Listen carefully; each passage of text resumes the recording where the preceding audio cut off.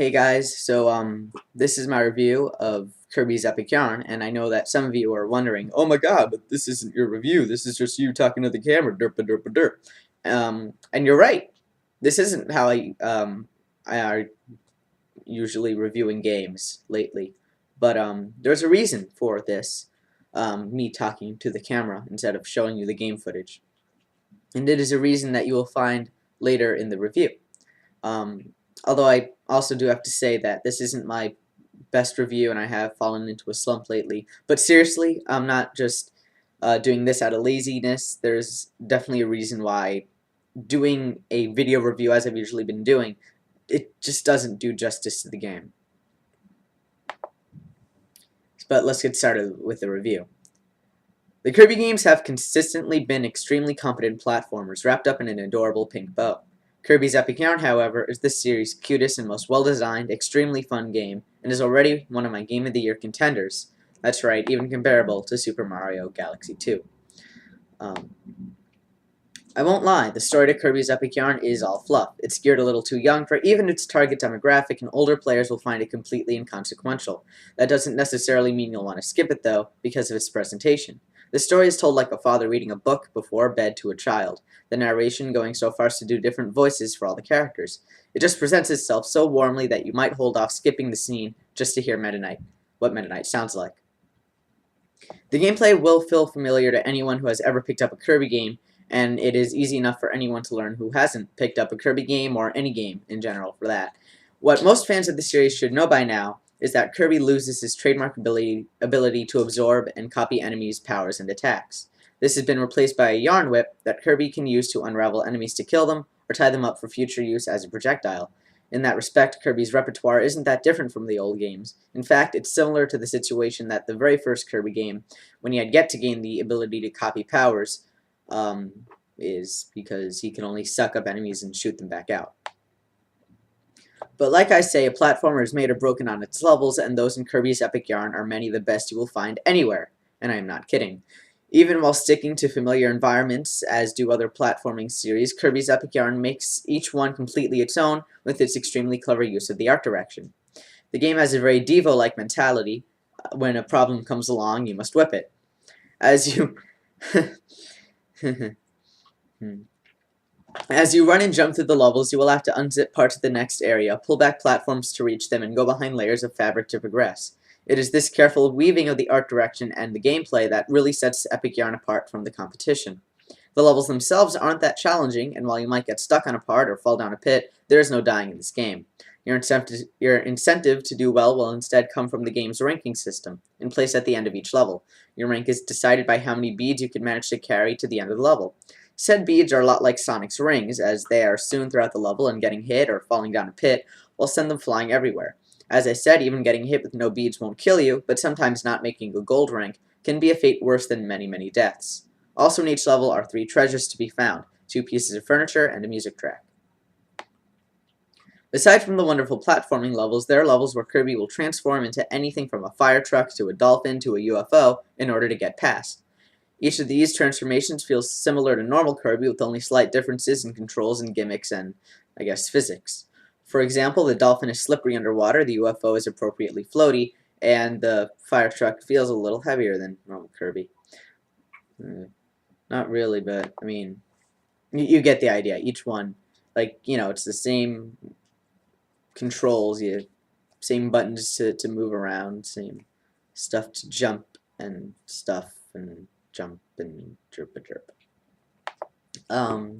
They all control really well and are fun diversions from natural platforming stages. There is also a boss in each world. These bosses are appropriately difficult, and due to lack of dying in the game, they never get frustrating.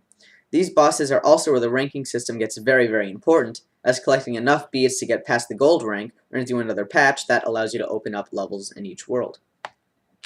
Aside from the main campaign, there's a challenge mode. After getting friends to move into Kirby's apartment, they will invite you over to play games of hide-and-seek, bead-collecting challenges, and etc. Doing these doesn't add more levels to the game, but they do add replayability, and they add challenge for those who are looking for it. Plus, beating them nets you fabrics that can be used to decorate Kirby's apartment. Decorating said apartment is strictly for fun.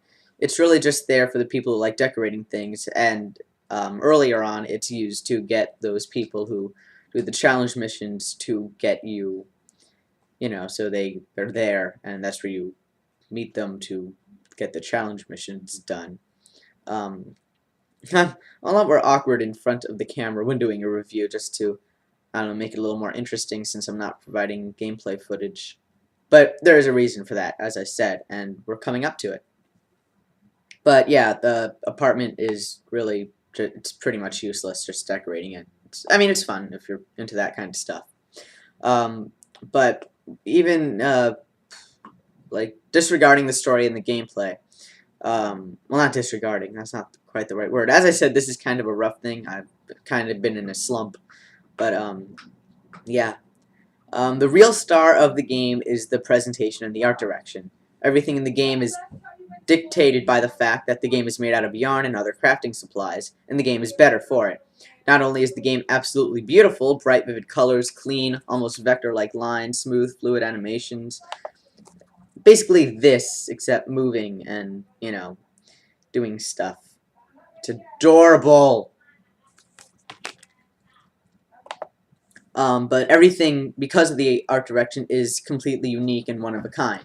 This is a game that is as fun to watch as it is to play, but screenshots and video do not flatter the game nearly to the point that actually playing it does. And we're slowly getting to the point where I'm not putting up gameplay footage. All the ways I've mentioned and more that the game designers managed to sew the art direction and the game together, making it so you couldn't have one without the other, should be considered and set as a precedent for all games to live up to, because that's what gaming should be and makes it unique from any other medium. Gaming is a blend of the visual and the interactive, and the game's soundtrack does not disappoint either. All the music in the game is very somber and smooth, but happy. Again, just hearing the music doesn't do it justice, as each level works so well with the track it's given that they have to be taken together and, for each to get the full effect. See, what's unique about this game and why I really cannot do a video review like I usually do, this is a game that is it's greater than, in fact, the product of all its parts. This game could not work if one of those parts were missing or changed at all. This is a game that has to be played to get the full effect, and what an effect it is. This is a game I kind of regret doing a Let's Play of now, because even that does not grant you the full experience that this amazing game offers.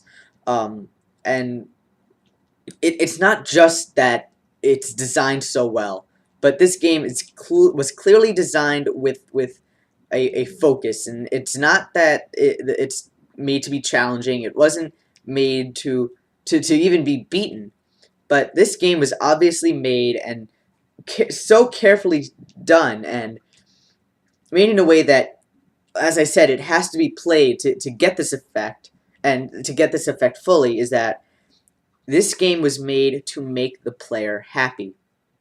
In a few words, Kirby's Epic Yarn is a lot like the perfect ice cream cone.